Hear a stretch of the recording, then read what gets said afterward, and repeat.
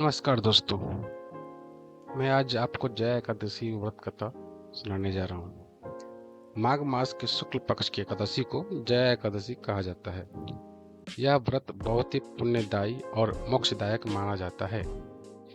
इस दिन व्रत रखने से सभी पापों से मुक्ति मिलती है और व्यक्ति को स्वर्ग लोक की प्राप्ति होती है। प्राचीन काल की बात है। स्वर्ग लोक में देवराज इंद्र का राज था। एक दिन उन्होंने नंदन वन में सुंदर गंधर्वों के साथ संगीत समारोह का आयोजन किया। इस समारोह में गंधर्व, अप्सराएं और अन्य देवता आनंद ले रहे थे। नंदन वन में गंधर्वों में से एक माल्यवान नामक गंधर्व अपनी सुंदर पत्नी पुष्पवती के साथ उपस्थित था। पुष्पवती बहुत ही आकर्षक और मोहक थी। जब माल्यवान इंद्रदेव की सभा में संगीत प्रस्तुत कर रहा था, तब पुष्पवती की सुंदरता और प्रेम में डूबकर वो अपना ध्यान केंद्रित नहीं कर पाया। उसकी गायन कला प्रभावित हुई, जिससे इंद्रदेव क्रोधित हो गए। होकर माल्यवान और पुष्पवती को श्राप दिया कि मृत्यु लोक में जाकर पिशाच योनि में जन्म लेंगे। श्राप के प्रभाव से वे हिमालय पर्वत के घने जंगलों में भटकने लगे।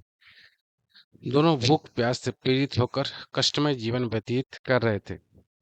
संयोगवश जिस दिन वे जंगल में थे, वह जया एकादशी का दिन था।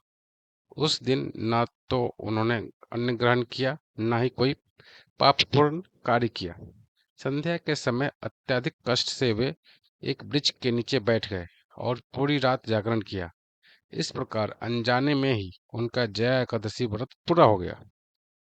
इस व्रत के प्रभाव से उनका पिशाच योनि में मुक्त होकर पुण्य दिव्य रूप प्राप्त हुआ।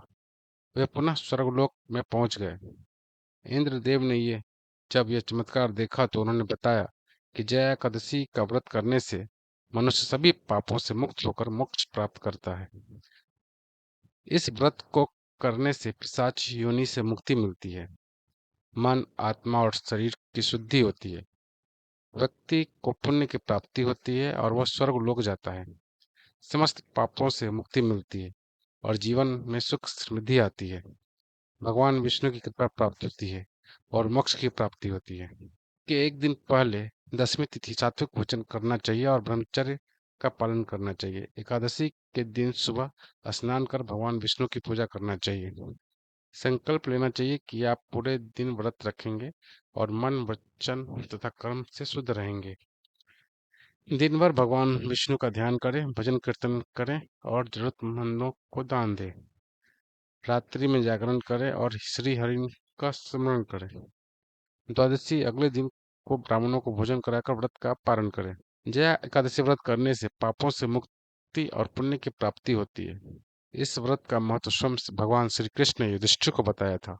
अतः जो भी श्रद्धा और भक्ति से इस व्रत को करता है, उससे जीवन में सुख, शांति और मोक्ष प्राप्त होता है। ओम नमो भगवते वासुदेवाय।